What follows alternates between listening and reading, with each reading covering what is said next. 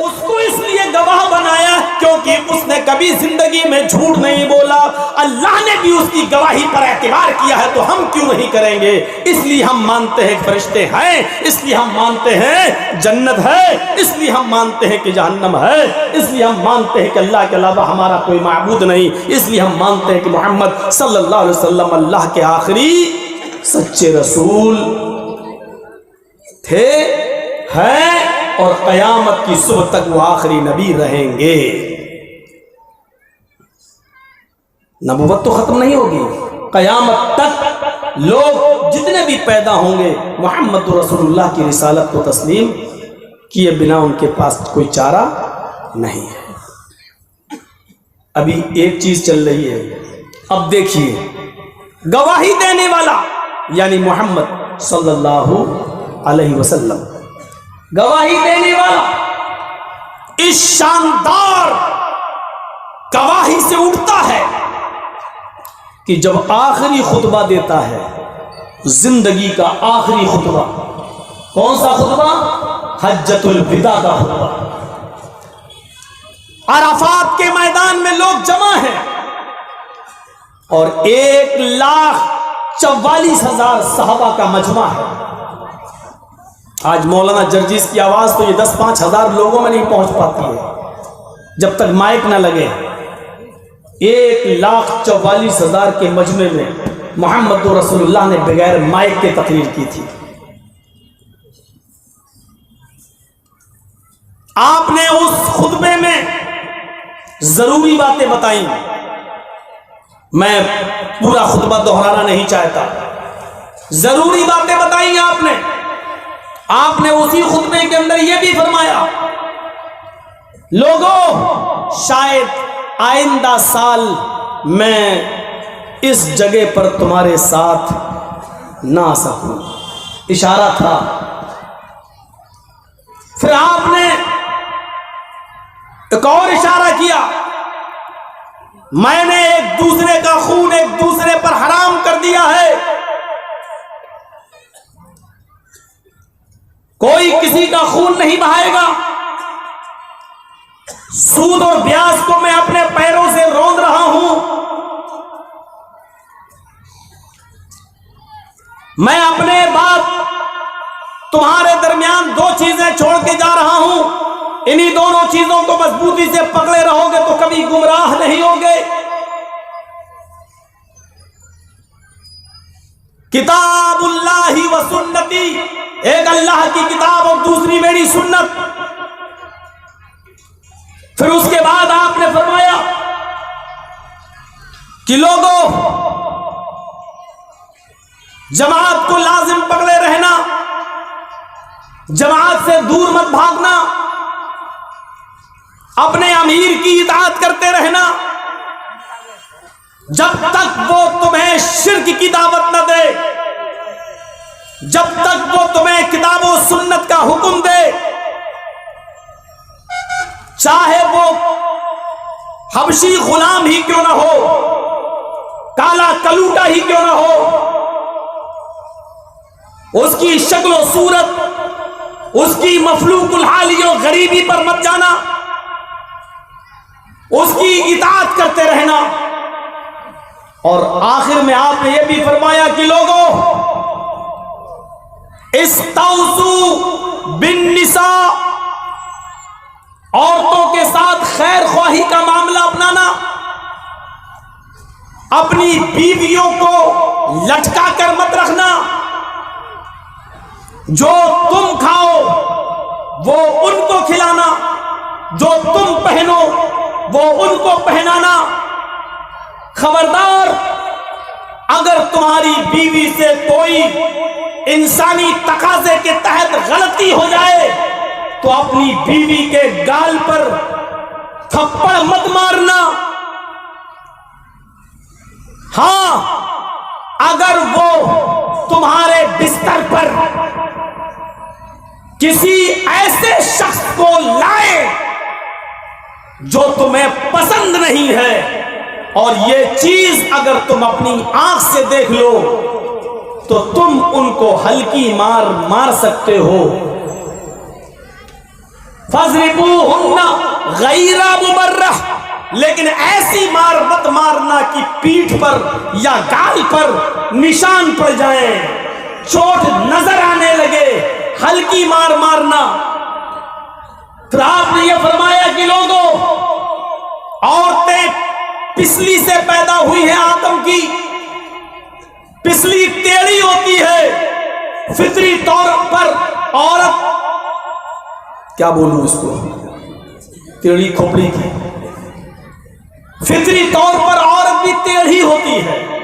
औरतें सोच रही होंगी लो हमें ही को टेढ़ा कह रहा है। अब मैं क्या कहूं, अल्लाह के रसूल की हदीस है, सुनिए। अल्लाह ताला ने इन औरतों को आदम की पिसली से पैदा किया है, और पिसली टेढ़ी होती है, उसको सीधा मत करना, क्योंकि टेढ़ी पिसली को सीधा करोगे तो टूट जाएगी। उसको उसी हाल पे रहने देना, यानी उसकी चंद बातें अगर गलत भी तुम्हें लगे और तुम्हारे मिजाज के खिलाफ भी हो, तब भी नजरअंदाज करना। अगर औरत को सीधा करने पे आ गए तो उसको सीधा करोगे तो सीधी तो होगी नहीं, जैसे पिछली सीधी नहीं होती है। सीधा करोगे तो क्या होगा, चिक चिक टूट गई। अब हाथ मलोगे, लो टूट गई, उसका कोई इलाज भी नहीं है। तो औरत की मिसाल ऐसे दी है, जैसे पिछली को सीधा करोगे तो टूट जाएगी, औरत को बिल्कुल सुधारना चाहोगे तो वो सुधरेगी नहीं, बिगड़ जाएगी, घर छोड़ के भाग जाएगी। बच्चे संभालो, तुम्हारे हैं, हम तो आए थे पैदा कर दिए, बच्चे पालो तुम। और एक बच्चा भी अगर छोड़ के चली गई तो छठी का दूध याद आ जाएगा मर्द को संभालते संभालते। लेकिन वो पता नहीं क्यों उसको इतनी मोहब्बत होती है बच्चों से कि वो मियाँ बीवी में आपस में लड़ाई हुई और घर छोड़ती भी है तो बच्चे को अपने साथ ले जाती, क्योंकि औरत जानती है कि मर्द नहीं संभाल पाएगा। वो जानती है कि इसके बस की नहीं है। ये तो आया, रात में सोया, मेरी झोली में डाल गया बच्चा, पैदा कर दिया, हम तो मशीन है पैदा करने की, पैदा करके चला गया। नहीं, औरत अगर पेट में 9 महीने बच्चे को रखना जानती है तो उसकी परवरिश का हुनर भी जानती है। औरतें मोहब्बत, अगर गुस्से में, हालांकि औरत का हक नहीं है बच्चे संभालना, मैं आपको मसला बता देता हूं, औरत की जिम्मेदारी नहीं है बच्चे को संभालना, बच्चा आपका है। अगर औरत आपकी बीवी ये कहे कि मुझे दूध नहीं पिलाना है तो मर्द को इंतजाम करना पड़ेगा दूध का। अगर आपकी बीवी ये कहे कि मुझे दूध अगर मैं पिलाऊंगी तो उसके पैसे लूंगी आपसे, तो शौहर को पैसे देना पड़ेंगे। मौलाना साहब ये मत बताओ वरना आज ही हमारे घर में झगड़ा हो जाएगा, ये सब लेके बैठ जाओगे आप। लेकिन औरत को अल्लाह ताला ने रहम डाला है उसके दिल में, वो दूध भी पिलाती है और आपसे मजदूर पैसे नहीं लेती है। बच्चा पेशाब और पैखाना कर दे, बच्चा आपका है, औरत क्यों धोएगी, आपको धुलना है। लेकिन अल्लाह ताला ने ये मोहब्बत भी उसके दिल में डाल दी है, वो बच्चे का पेशाब और पैखाना भी साफ करती है, उसके कपड़े भी वो धोती है। औरत अगर आपका खाना भी ना बनाए तब भी आप नहीं कह सकते हो खाना बनाओ, क्योंकि रोटी, कपड़ा और मकान आपके जिम्मेदारी में आता है, उसके जिम्मेदारी में नहीं। लेकिन वो हमारी हमदर्दी में बावर्चन भी बन जाती है, कुक भी बन जाती है, खाना भी पका देती है, इतने एहसानात वो हमारी करती है। तो 2-4 बातें सुन भी लो उसकी। राजीव गांधी मत बनो, थोड़ा सा झुको, बाहर निकल के आओ तो कहना हम मुगल आजम हैं, हम सिकंदर आजम हैं। लेकिन घर के अंदर आप सिकंदर आजम नहीं बन पाएंगे। घर के अंदर आपको अपनी बीवी की भी सुनना पड़ेगी। अच्छा, हजरत उमर से ज्यादा कोई बहादुर है? कोई बहादुर था? नहीं। हजरत उमर ऐसे देखते थे तो बड़े से बड़े लोगों की पतलून ढीली हो जाती थी, सिर्फ नजर उठा के देख ले पता चल गया उसका पेशाब निकल गया। लेकिन एक आदमी अपनी बीवी की शिकायत लेके जा रहा है हजरत उमर के घर कि मैं अपनी बीवी की शिकायत करूंगा, ये उठती नहीं है, टाइम पे खाना नहीं बनाती, नाश्ता नहीं देती, जा रहा है शिकायत करने। हजरत उमर फारूक का दरवाजा खटखटाता है, अंदर से आवाज आई बाहर बैठो मैं अभी आ रहा हूं। वो बैठ गया। अब उमर फारूक अपनी बीवी से कुछ बात कर रहे हैं और बीवी चढ़े जा रही है उमर फारूक के ऊपर। जब देखो वही बैठे रहते हो। बच्चे को कौन देखेगा, खाना कौन पकने को लाएगा, तेल कौन लाएगा, मसाला कौन लाएगा। चले दरबार खिलाफत में इनकी परेशानी उनकी परेशानी सबकी दूर करते चले यार, घर की परेशानी कौन दूर करेगा। अब वो आवाज जा रही है बाहर, वो आदमी जो अपनी बीवी की शिकायत लेके गया था कहने लगा है यह तो मामला ही उल्टा है, तो उल्टी गंगा बह रही है। मैं तो आया था अपनी बीवी की शिकायत लेके, यहाँ तो उमर खुद अपनी बीवी से परेशान है। ये क्या। वो उठ के जाने लगा। जब वो उठ के जाने लगा तो हजरत उमर ने कहा अरे चुप रहो यार, क्यों इतनी जोर से बोल रही हो, बाहर आवाज जा रही है। अरे घर का मैटर घर में निपटा लेंगे, चुप रहो। अच्छा मैं बाहर देख क्या, फिर चल दिए बाहर। अरे रुको ना, मजबूर आदमी है, आ रहा हूं ना, बाद में आपको सुना देना जो को सुनाना पड़े। गए, देखा वो आदमी है, गए दरवाजा खोला, देखा पूछा ए हजरत इधर आओ। जी क्या बात है, क्यों आए थे। नहीं बस ऐसे ही। नहीं बताओ क्यों आए थे। नहीं आपके बस में ही नहीं है वो काम। अरे बोलो ना क्या बात है। क्या बोलूं अमीरुल मोमिनीन, मेरी बीवी तंग करती है, ये नहीं लाए पकने को, वो नहीं लाए पकने को, ये परेशानी वो परेशानी, सुबह नाश्ता नहीं देती है। बोली लाए थे, सोते रहते हो हैं। मैं आया था अपनी बीवी की शिकायत लेकर के आपसे करूंगा, लेकिन देख रहा हूं कि आप तो खुद ही परेशान है। जिस मुसीबत में मैं हूं उसी मुसीबत में आप अपनी मुसीबत दूर नहीं कर पा रहे तो मैं भी क्या करेंगे। हजरत उमर मुस्कुराए और बिठाया, और बिठा के उसको खजूर वजूर पानी वानी पिलाया, खजूर खिलाया और कहा क्या तुमने अल्लाह के रसूल का फरमान नहीं सुना कि औरत बाएं पिछली से पैदा हुई है। हाँ, तुम क्या चाहते हो कि बीवी से वैसे ही लड़ोगे जैसे और लोगों से लड़ते हो। अगर मैं अपनी बीवी से अभी लड़ जाऊं तो क्या होगा, अभी बोरिया बिस्तर उठा के मैके चली जाएगी, फिर क्या होगा, शाम को उमर को अपने हाथ से खाना बनाना होगा। बेहतर यह है कि घर का झगड़ा संजीदगी से निपटा लो। वो हमारे लिए ये बन जाती है, हमारे बच्चे को खिलाती है, पिलाती है, दूध पिलाती है, हमारे लिए खाना बनाती है, हमारे कपड़े धोती है, जबकि ये सब उसकी जिम्मेदारी नहीं है। तो तुम इतना भी बर्दाश्त नहीं कर सकते कि दो चार बातें अपनी बीवी की सुन लो। हाँ सही कह रहे हैं आप, जब आप भी करते हैं ये सब काम तो मैं भी कर लूंगा। क्या जाओ, तुम्हारी बीवी को नहीं मैं तुम्हें समझाऊंगा। कहा अल्लाह अमीरुल मोमिनीन, सोचा था कि आप हमारी बीवी को समझाएंगे, आप तो मुझे को उल्टा समझा दिए। तो औरतों का भी ख्याल रखना चाहिए। और यही अल्लाह के रसूल ने उस खुतबे हज्जतुल विदा में खुतबा दिया था। क्या कहा था, सुनो, जो खुद खाओ वो अपनी बीवी को खिलाना, जो खुद पहनो वो अपनी बीवी को पहनाना। जब भी दस्तरखान पर खाना खाने के लिए बैठो तो अपनी बीवी को भी अपने पास बिठाना, क्योंकि आम तौर पर बीवियां ऐसा करती हैं कि पहले शौहर खाना खा ले उसके बाद वो खाती हैं। ये तरीका सही नहीं है। बंगाल में हमने अक्सर यही देखा है, औरतें जिनसे पूछा, नहीं पहले हमारे यहाँ तरीका पहले मर्द खाना खाते हैं फिर औरतें। नहीं, शादीशुदा औरतों को चाहिए कि वो अपने शौहर के साथ बैठकर खाना खाएं।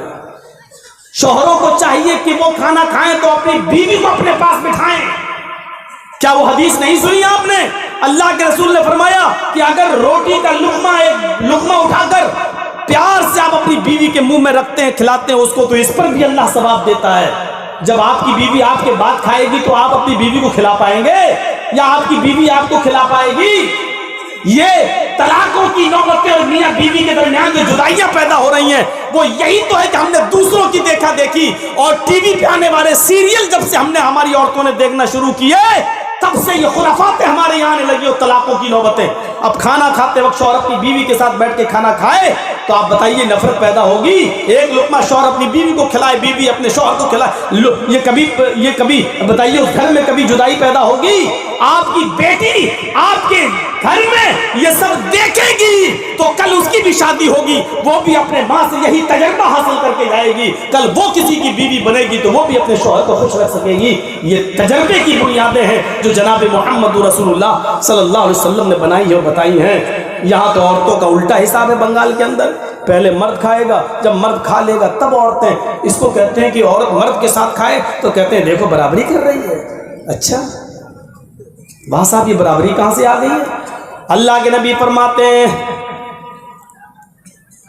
अपनी बीवी को भी खिलाओ जब तुम खाओ। जब तुम खाओ यानी उसको भी, और जो तुम पहनो उसको भी पहनाओ। अगर उनसे कोई गलती सरजद हो जाए तो उनको तुम मारो नहीं, और इतनी बड़ी गलती अगर देख लो कि अपने बिस्तर पर किसी गैर मर्द को वो बुलाए और तुम उनके साथ उनको देख लो, तब तुम उनको मार सकते हो। फज़रिबूहुन्ना गैर मुबर्रिह, ऐसी मार नहीं कि जो निशान डाल दे, यानी लाठी और डंडा उठाकर ठुकाई नहीं होनी चाहिए।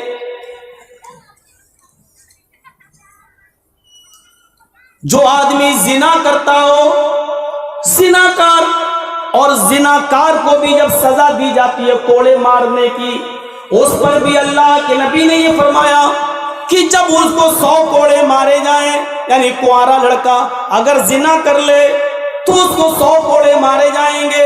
100 कोड़े मारने की बारे में भी बता दिया कि आप उस कोड़े को मारें, लेकिन इस तरह ना मारें और हाथ को इतना ऊपर ना उठाएं कि आपकी बगल की सफेदी दिखाई दे, यानी आपकी बगल खुल जाए, क्योंकि आप जब जितना ऊंचा हाथ उठाएंगे उतनी ही तेज मार पड़ेगी। इसलिए अल्लाह के नबी ने फरमाया कोड़ा इस तरह मारो, ना हाथ बिल्कुल नीचे रहे यानी ऐसे, और ना इतना ऊपर उठे कि आपकी बगल नजर आ जाए, यानी कोड़े मारने में न तो बिल्कुल नरमी हो कि उसको तकलीफ का एहसास ही ना हो, और इतनी सख्ती भी ना हो, इतने टाइट कोड़े भी ना पड़े कि वो बेचारा 100 कोड़े के बजाय 20 कोड़े में ही अपनी जान दे दे। इतनी सख्त सजा भी नहीं हो, दरमियानी मार मारनी चाहिए। जब जिनाकार की ये सजा है तो आप अपनी बीवी को ऐसी मार कैसे मार सकते हैं जो उसके चेहरे पर या उसकी पीठ पर निशान पैदा कर दे। आप उसको बतौर तंबीह के हल्की फुल्की मार मार सकते हो, और ये मार भी आप उसके गाल पर नहीं मारेंगे, वो भी कब, जब उसके अपने बिस्तर पर किसी गैर मर्द को देख लो तब। खाने में नमक ज्यादा हो गया इसी पे ठुकाई कर दो, ये जायज नहीं है। मिर्च ज्यादा हो गई, तेल ज्यादा हो गया, उसी पे मारने पीटने लगो। बच्चे ने जमीन पर लेटरिन कर दी, तुम्हें दिखाई नहीं दिया, यही घर में लेटरिन करा ली, बाथरूम में नहीं ले गई, और इसी पे मारने लगो। ये छोटी छोटी बातों पर मारने की इजाजत शरीयत नहीं देती है। इसी को औरत का टेढ़ापन बताया है जो सीधा नहीं हो सकता है। उसी खुतबा हज्जतुल विदा में नबी अकरम ने फरमाया कि लोगों, अल्लाह इन औरतों को जो अल्लाह की बंदियां हैं, तुमने तुम्हारे जेरे निगरानी है, इनको इतना मत मारना कि इनकी पीठ पर दाग पड़ जाए, निशान पड़ जाए। आए लोगों, देखो इन औरतों के बारे में मैं वसीयत करता हूं, तुमने अल्लाह के कलमे के जरिए, तुमने अल्लाह के कलमे के जरिए इनकी शर्मगाहों को अपने ऊपर हलाल किया है। अल्लाह के कलमे के जरिए तुमने इनकी शर्मगाहों को अपने ऊपर हलाल किया है, उसका गलत इस्तेमाल नहीं होना चाहिए, और उनको खुश रखिए, उनको किसी चीज की कमी महसूस मत होने दीजिए। मेरे प्यारे साथियों, ये हालात थे। इसके बाद जब आप ये सारी नसीहतें कर चुके तो फिर आपने उस गवाह ने, गवाही देने वाले नबी ने फिर क्या कहा? आए लोगों, अल्लाह ने मुझे जो दीन देकर भेजा था, जो इस्लाम देकर मुझे भेजा था, आपके पास जो पैगाम देकर मुझे भेजा था, उस पैगाम को मैंने तुम तक पूरा पूरा पहुंचा दिया या नहीं? जब बताओ। आए लोगों, मैंने कुरान की दावत, अल्लाह ने जो मुझे दावत देकर भेजा था, मैंने उस दावत को पूरा कर दिया या नहीं? कालू, सारे सहाबा चीख पड़े। 1,44,000 सहाबा की जबान से जुमला निकला, कद बल्लग़्ता रिसालतहु व अद्दैता, आपने पहुंचा दिया अपने अल्लाह के पैगाम को, आपने हक अदा कर दिया, आपने कोई चीज छिपाई नहीं, आपने अल्लाह की उस दावत को हम तक पूरा पूरा पहुंचा दिया।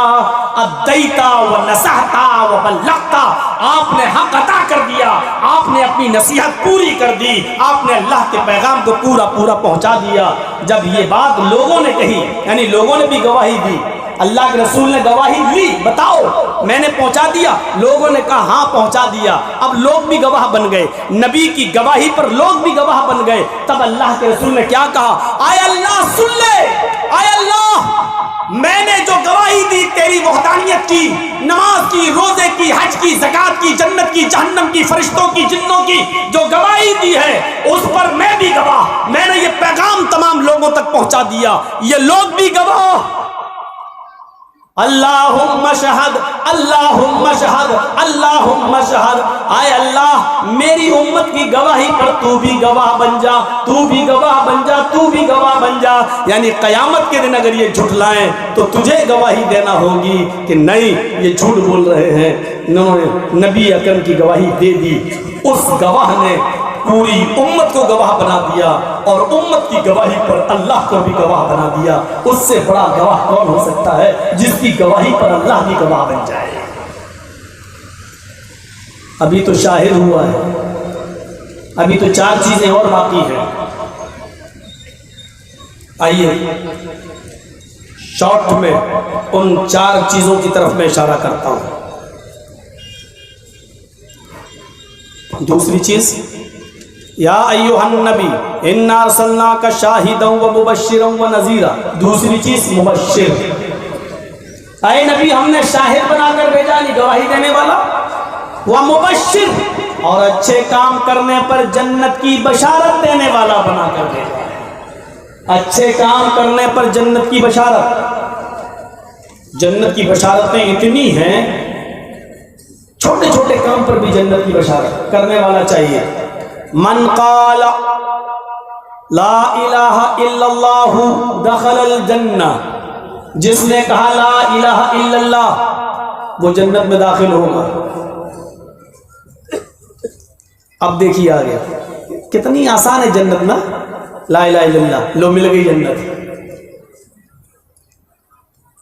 आगे देखिए, मन क़ाला ला इलाहा इल्लल्लाहु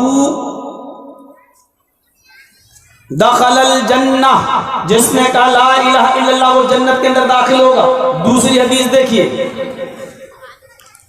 मम्माता ला युशरिक बिल्लाहि शैअन दखलल जन्नह। इधर भी जन्नत की बशारत, जिसकी मौत इस हाल में आई कि वो अल्लाह के साथ किसी और को शरीक नहीं करता था, यानी शिर्क नहीं करता था, वो तौहीद पर मरा। जो मरते वक्त शिर्क में मुब्तला नहीं था और तौहीद पे मरा तो वो क्या होगा? दखलल जन्नह, वो भी जन्नत में जाएगा। जन्नत देखिए कितनी आसान।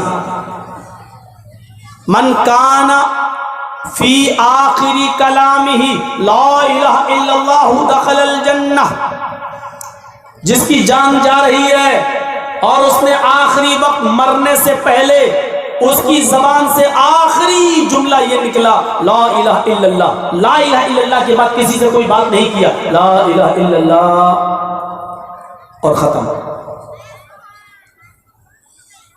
ला इलाहा आजकल देखता है वो ला इलाहा इल्लल्लाह कहते वक्त बहुत कम लोगों की जाने जाती है, लेकिन फिल्मों में देख लो उसकी जान। सीरियल वगैरह आजकल तो मोबाइलों में भी आते हैं, ये कोई चीज किसी ने छुपी उठाई थोड़ी है, उसमें दिखा रहा गोली मारी। एक बार मुझे किसी ने व्हाट्सएप पे भेज दिया, होते हैं कुछ छिछोरे दोस्त भी होते हैं, सबके साथ है, तो कुली फिल्म का वो एक छोटा सा शॉट भेज दिया। अब वो कौन था? वो लंबा वाला हीरो अमिताभ बच्चन। वो ला इलाहा इल्लल्लाह मुहम्मदुर मर गया। ये भी जन्नत में चले जाएंगे। और इन लोगों को मौत कलमे नहीं आती है। ये देखिए बड़े बड़े हाजी नमाजी को कलमा नसीब नहीं हो रहा है। ये सबसे बड़ी खराब सूरत हाल है। हम समझ नहीं पा रहे हैं। हम जो फिल्म इंडस्ट्री को ऐसी इजाजत, अल्लाह ने उसको इसलिए गवाह बनाया क्योंकि उसने कभी जिंदगी में झूठ नहीं बोला। अल्लाह ने भी उसकी गवाही पर एतबार किया है, तो हम क्यों नहीं करेंगे? इसलिए हम मानते हैं फरिश्ते हैं, इसलिए हम मानते हैं जन्नत है, इसलिए हम मानते हैं कि जहन्नम है, इसलिए हम मानते हैं कि अल्लाह के अलावा हमारा कोई माबूद नहीं, इसलिए हम मानते हैं कि मोहम्मद सल्लल्लाहु अलैहि वसल्लम अल्लाह के आखिरी सच्चे रसूल थे, हैं और कयामत की सुबह तक वो आखिरी नबी रहेंगे। नबूवत तो खत्म नहीं होगी, कयामत तक लोग जितने भी पैदा होंगे मोहम्मद रसूलुल्लाह की रिसालत को तस्लीम किए बिना उनके पास कोई चारा नहीं है। अभी एक चीज चल रही है, अब देखिए, गवाही देने वाला यानी मोहम्मद सल्लल्लाहु अलैहि वसल्लम, गवाही देने वाला इस शानदार गवाही से उठता है कि जब आखिरी खुतबा देता है, जिंदगी का आखिरी खुतबा, कौन सा खुतबा? हज्जतुल विदा का खुतबा। अराफात के मैदान में लोग जमा हैं और 1,44,000 सहाबा का मजमा है। आज मौलाना जर्जीस की आवाज तो ये 10-5 हजार लोगों में नहीं पहुंच पाती है जब तक माइक ना लगे। 1,44,000 के मजमे में मोहम्मद रसूलुल्लाह ने बगैर माइक के तकरीर की थी। आपने उस खुतबे में जरूरी बातें बताई, मैं पूरा खुतबा दोहराना नहीं चाहता, जरूरी बातें बताई आपने। आपने उसी खुतबे के अंदर यह भी फरमाया, लोगों शायद आइंदा साल मैं इस जगह पर तुम्हारे साथ ना आ सकूं, इशारा था। फिर आपने एक और इशारा किया, मैंने एक दूसरे का खून एक दूसरे पर हराम कर दिया है, कोई किसी का खून नहीं बहाएगा, सूद और ब्याज को मैं अपने पैरों से रौंद रहा हूं, मैं अपने बाद तुम्हारे दरमियान 2 चीजें छोड़ के जा रहा हूं, इन्हीं दोनों चीजों को मजबूती से पकड़े रहोगे तो कभी गुमराह नहीं होगे। किताबुल्लाही व सुन्नती, एक अल्लाह की किताब और दूसरी मेरी सुन्नत। फिर उसके बाद आपने फरमाया कि लोगों जमात को लाजिम पकड़े रहना, जमात से दूर मत भागना, अपने अमीर की इताअत करते रहना जब तक वो तुम्हें शिर्क की दावत न दे, जब तक वो तुम्हें किताब और सुन्नत का हुक्म दे, चाहे वो हबशी गुलाम ही क्यों ना हो, काला कलूटा ही क्यों ना हो, उसकी शक्ल सूरत, उसकी मफलूकुल हाली और गरीबी पर मत जाना, उसकी इताअत करते रहना। और आखिर में आपने यह भी फरमाया कि लोगों इस्तौसू बिन निसा, औरतों के साथ खैर ख्वाही का मामला अपनाना, अपनी बीवियों को लटका कर मत रखना, जो तुम खाओ वो उनको खिलाना, जो तुम पहनो वो उनको पहनाना। खबरदार, अगर तुम्हारी बीवी से कोई इंसानी तकाजे के तहत गलती हो जाए तो अपनी बीवी के गाल पर थप्पड़ मत मारना। हां, अगर वो तुम्हारे बिस्तर पर किसी ऐसे शख्स को लाए जो तुम्हें पसंद नहीं है, और ये चीज अगर तुम अपनी आंख से देख लो तो तुम उनको हल्की मार सकते हो। फज़रिबूहुन्ना गैरा मुबर्रह, लेकिन ऐसी मार मत मारना कि पीठ पर या गाल पर निशान पड़ जाए, चोट नजर आने लगे, हल्की मार मारना।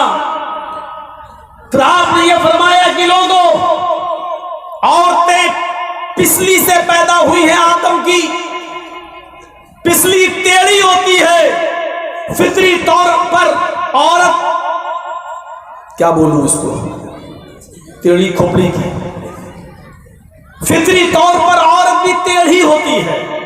औरतें सोच रही होंगी लो हमें ही को टेढ़ा कह रहा है। अब मैं क्या कहूं, अल्लाह के रसूल की हदीस है, सुनिए।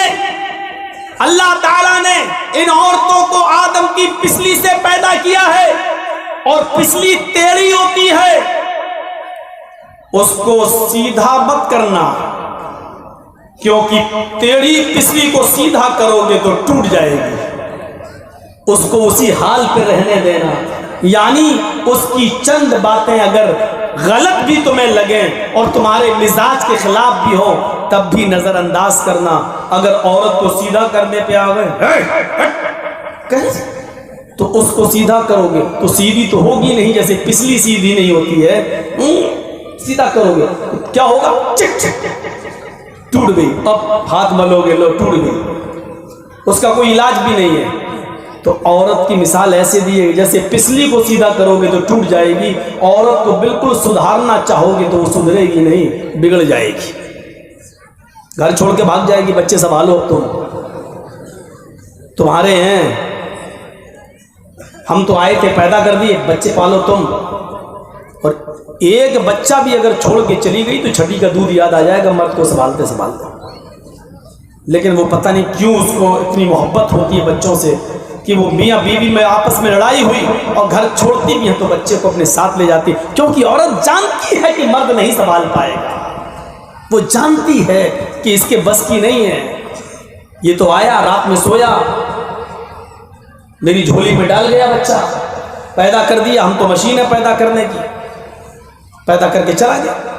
नहीं, औरत अगर पेट में 9 महीने बच्चे को रखना जानती है तो उसकी परवरिश का हुनर भी जानती है। औरतें मोहब्बत, अगर गुस्से में, हालांकि औरत का हक नहीं है बच्चे संभालना, मैं आपको मसला बता देता हूं, औरत की जिम्मेदारी नहीं है बच्चे को संभालना, बच्चा आपका है। अगर औरत आपकी बीवी ये कहे कि मुझे दूध नहीं पिलाना है तो मर्द को इंतजाम करना पड़ेगा दूध का। अगर आपकी बीवी ये कहे कि मुझे दूध अगर मैं पिलाऊंगी तो उसके पैसे लूंगी आपसे, तो शौहर को पैसे देना पड़ेंगे। ए मौलाना साहब ये मत बताओ वरना आज ही हमारे घर में झगड़ा हो जाएगा, ये सब लेके बैठ जाओगे आप। लेकिन औरत को अल्लाह ताला ने रहम डाला है उसके दिल में, वो दूध भी पिलाती है और आपसे मजदूर पैसे नहीं लेती है। बच्चा पेशाब पैखाना कर दे, बच्चा आपका है, औरत क्यों धोएगी, आपको धुलना है। लेकिन अल्लाह ताला ने ये मोहब्बत भी उसके दिल में डाल दी है, वो बच्चे का पेशाब पैखाना भी साफ करती है, उसके कपड़े भी वो धोती है। औरत अगर आपका खाना भी ना बनाए तब भी आप नहीं कह सकते हो खाना बनाओ, क्योंकि रोटी, कपड़ा और मकान आपके जिम्मेदारी में आता है, उसके जिम्मेदारी में नहीं। लेकिन वो हमारी हमदर्दी में बावर्चन भी बन जाती है, कुक भी बन जाती है, खाना भी पका देती है, इतने एहसानात वो हमारी करती है। तो 2-4 बातें सुन भी लो उसकी। राजीव गांधी मत बनो, थोड़ा सा झुको, बाहर निकल के आओ तो कहना हम मुगल आजम हैं, हम सिकंदर आजम हैं। लेकिन घर के अंदर आप सिकंदर आजम नहीं बन पाएंगे। घर के अंदर आपको अपनी बीवी की भी सुनना पड़ेगी। अच्छा, हजरत उमर से ज्यादा कोई बहादुर है? कोई बहादुर था? नहीं। हजरत उमर ऐसे देखते थे तो बड़ी से बड़े लोगों की पतलून ढीली हो जाती थी, सिर्फ नजर उठा के देख ले पता चल गया उसका पेशाब निकल गया। लेकिन एक आदमी अपनी बीवी की शिकायत लेके जा रहा है हजरत उमर के घर कि मैं अपनी बीवी की शिकायत करूंगा, ये उठती नहीं है, टाइम पे खाना नहीं बनाती, नाश्ता नहीं देती, जा रहा है शिकायत करने। हजरत उमर फारूक का दरवाजा खटखटाता है, अंदर से आवाज आई बाहर बैठो मैं अभी आ रहा हूं। वो बैठ गया। अब उमर फारूक अपनी बीवी से कुछ बात कर रहे हैं और बीवी चढ़े जा रही है उमर फारूक के ऊपर। जब देखो वही बैठे रहते हो। बच्चे को कौन देखेगा, खाना कौन पकने को लाएगा, तेल कौन लाएगा, मसाला कौन लाएगा। चले दरबार खिलाफत में इनकी परेशानी उनकी परेशानी सबकी दूर करते चले यार, घर की परेशानी कौन दूर करेगा। अब वो आवाज जा रही है बाहर, वो आदमी जो अपनी बीवी की शिकायत लेके गया था कहने लगा है यह तो मामला ही उल्टा है, तो उल्टी गंगा बह रही है। मैं तो आया था अपनी बीवी की शिकायत लेके, यहाँ तो उमर खुद अपनी बीवी से परेशान है। ये क्या। वो उठ के जाने लगा। जब वो उठ के जाने लगा तो हजरत उमर ने कहा अरे चुप रहो यार, क्यों इतनी जोर से बोल रही हो, बाहर आवाज जा रही है। अरे घर का मैटर घर में निपटा लेंगे, चुप रहो। अच्छा मैं बाहर देख क्या, फिर चल दिए बाहर। अरे रुको ना, मजबूर आदमी है, आ रहा हूं ना, बाद में आपको सुना देना जो को सुनाना पड़े। गए, देखा वो आदमी है, गए दरवाजा खोला, देखा पूछा ए हजरत इधर आओ। जी क्या बात है, क्यों आए थे। नहीं बस ऐसे ही। नहीं बताओ क्यों आए थे। नहीं आपके बस में ही नहीं है वो काम। अरे बोलो ना क्या बात है।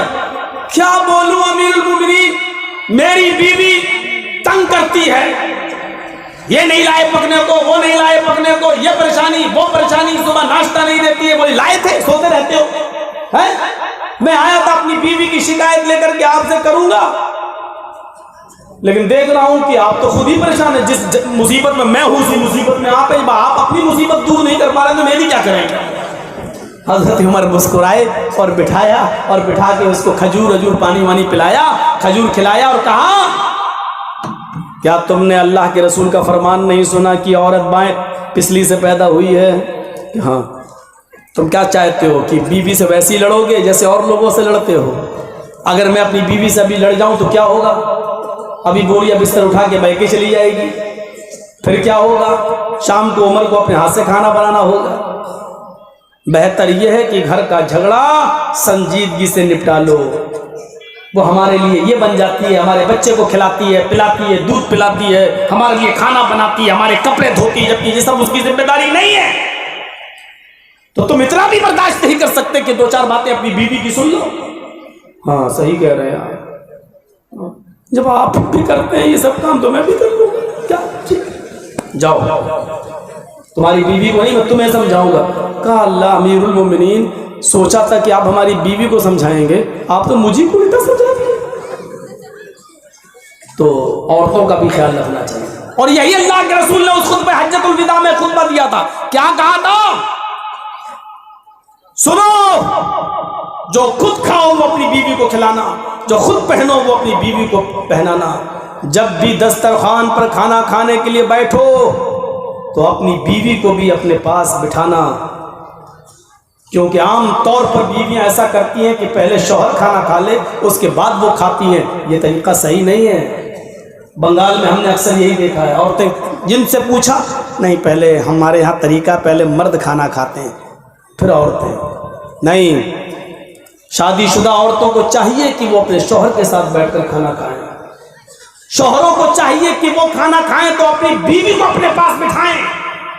क्या वो हदीस नहीं सुनी आपने। अल्लाह के रसूल ने फरमाया कि अगर रोटी का एक लुकमा उठाकर प्यार से आप अपनी बीवी के मुंह में रखते हैं, खिलाते हैं उसको, तो इस पर भी अल्लाह सवाब देता है। जब आपकी बीवी आपके बाद खाएगी तो आप अपनी बीवी को खिला पाएंगे या आपकी बीवी आपको खिला पाएगी। ये तलाकों की नौबतें और मियां बीवी के दरमियान जो जुदाइयां पैदा हो रही हैं वो यही तो है कि हमने दूसरों की देखा देखी और टीवी पे आने वाले सीरियल जब से हमने हमारी औरतों ने देखना शुरू किए तब से ये खुराफातें हमारे यहाँ आने लगी और तलाकों की नौबतें। अब खाना खाते वक्त शौहर अपनी बीवी के साथ बैठ के खाना खाए तो आप बताइए नफरत पैदा होगी। एक लुकमा शौहर अपनी बीवी को खिलाए, बीवी अपने शौहर को खिलाए, ये कभी बताइए उस घर में कभी जुदाई पैदा होगी। आपकी बेटी आपके घर में ये सब देखेगी तो कल उसकी भी शादी होगी, वो भी अपने माँ से यही तजर्बा हासिल करके जाएगी। कल वो किसी की बीवी बनेगी तो वो भी अपने शौहर को खुश रख सकेगी। ये तजर्बे की बुनियादें हैं जो जनाब मोहम्मद रसूलुल्लाह सल्लल्लाहु अलैहि वसल्लम ने बनाई है और बताई हैं। यहाँ तो औरतों का उल्टा हिसाब है बंगाल के अंदर। पहले मर्द खाएगा, जब मर्द खा लेगा तब औरतें। इसको कहते हैं कि औरत मर्द के साथ खाए तो कहते हैं देखो बराबरी कर रही है। अच्छा वाह साहब, ये बराबरी कहां से आ गई है। अल्लाह के नबी फरमाते हैं अपनी बीवी को भी खिलाओ जब तुम खाओ, जब तुम खाओ यानी उसको भी, और जो तुम पहनो उसको भी पहनाओ। अगर उनसे कोई गलती सरजद हो जाए तो उनको तुम मारो नहीं, और इतनी बड़ी गलती अगर देख लो कि अपने बिस्तर पर किसी गैर मर्द को वो बुलाए और तुम उनके साथ उनको देख लो, तब तुम उनको मार सकते हो। फज़रिबूहुन्ना गैर मुबर्रिह, ऐसी मार नहीं कि जो निशान डाल दे, यानी लाठी और डंडा उठाकर ठुकाई नहीं होनी चाहिए।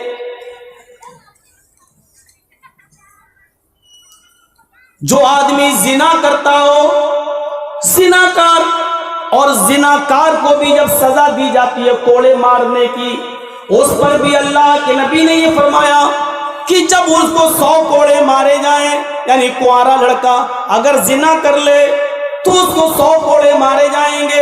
100 कोड़े मारने की बारे में भी बता दिया कि आप उस कोड़े को मारें, लेकिन इस तरह ना मारें और हाथ को इतना ऊपर ना उठाएं कि आपकी बगल की सफेदी दिखाई दे, यानी आपकी बगल खुल जाए, क्योंकि आप जब जितना ऊंचा हाथ उठाएंगे उतनी ही तेज मार पड़ेगी। इसलिए अल्लाह के नबी ने फरमाया कोड़ा इस तरह मारो, ना हाथ बिल्कुल नीचे रहे यानी ऐसे, और ना इतना ऊपर उठे कि आपकी बगल नजर आ जाए, यानी कोड़े मारने में न तो बिल्कुल नरमी हो कि उसको तकलीफ का एहसास ही ना हो, और इतनी सख्ती भी ना हो, इतने टाइट कोड़े भी ना पड़े कि वो बेचारा 100 कोड़े के बजाय 20 कोड़े में ही अपनी जान दे दे। इतनी सख्त सजा भी नहीं हो, दरमियानी मार मारनी चाहिए। जब जिनाकार की ये सजा है तो आप अपनी बीवी को ऐसी मार कैसे मार सकते हैं जो उसके चेहरे पर या उसकी पीठ पर निशान पैदा कर दे। आप उसको बतौर तंबीह के हल्की फुल्की मार मार सकते हो, और ये मार भी आप उसके गाल पर नहीं मारेंगे। वो भी कब? जब उसके अपने बिस्तर पर किसी गैर मर्द को देख लो, तब खाने में नमक ज्यादा हो गया इसी पे ठुकाई कर दो, ये जायज नहीं है। मिर्च ज्यादा हो गई, तेल ज्यादा हो गया, उसी पे मारने पीटने लगो।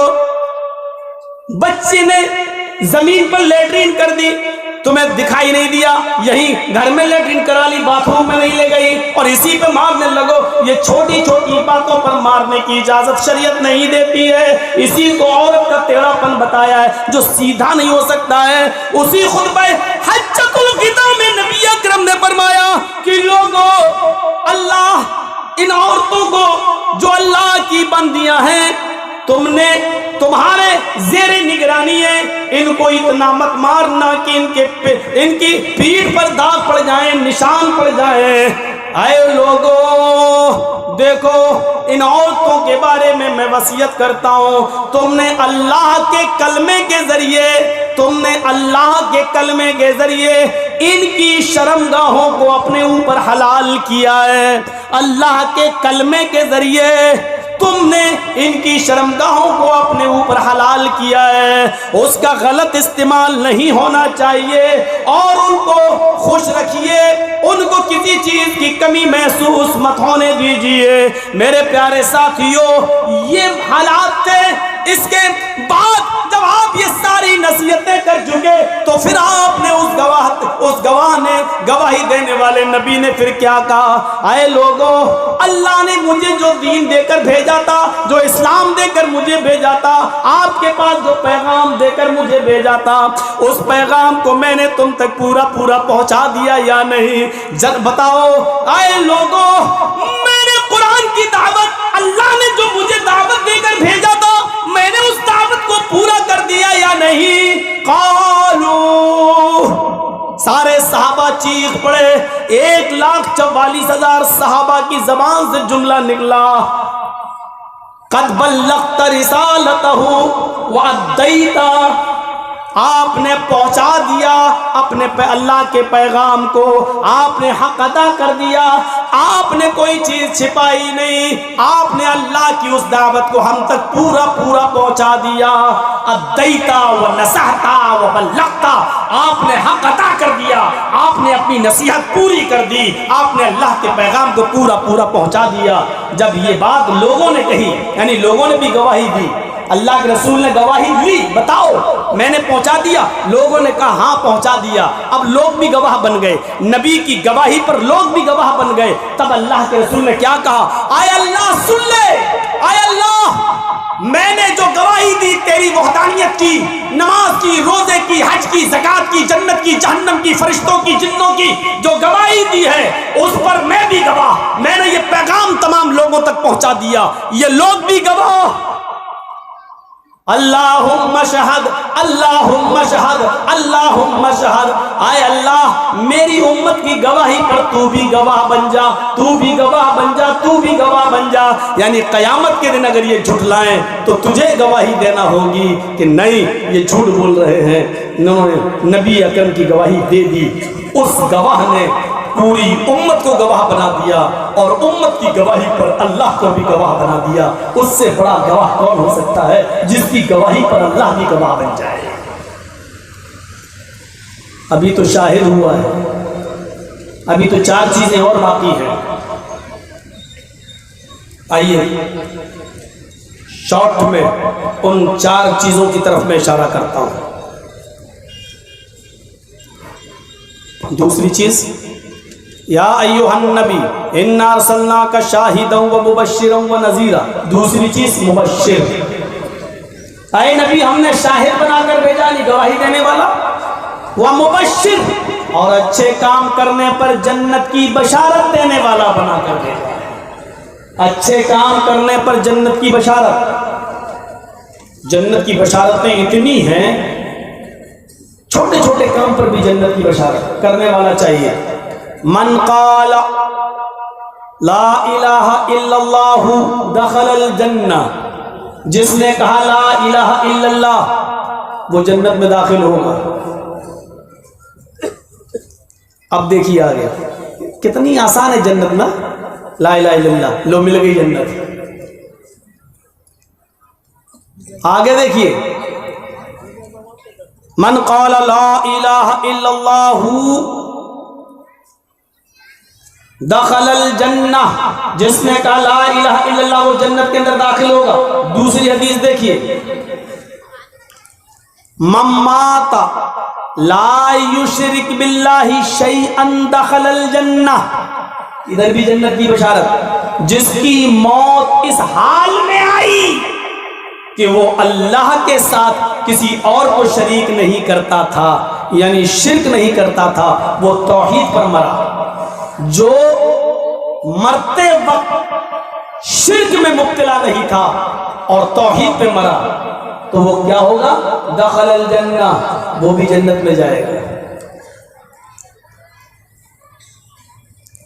जन्नत देखिए कितनी आसान।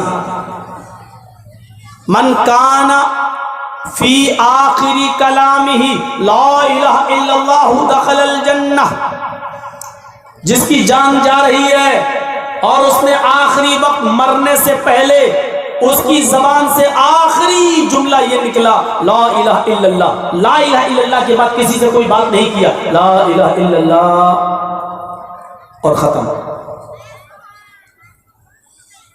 ला इलाहा आजकल देखता है वो ला इलाहा इल्लल्लाह कहते वक्त बहुत कम लोगों की जाने जाती है, लेकिन फिल्मों में देख लो उसकी जान। सीरियल वगैरह आजकल तो मोबाइलों में भी आते हैं, ये कोई चीज किसी ने छुरी उठाई थोड़ी है, उसमें दिखा रहा गोली मारी। एक बार मुझे किसी ने व्हाट्सएप पे भेज दिया, होते हैं कुछ छिछोरे दोस्त भी होते हैं, सबके साथ है, तो कुली फिल्म का वो एक छोटा सा शॉट भेज दिया।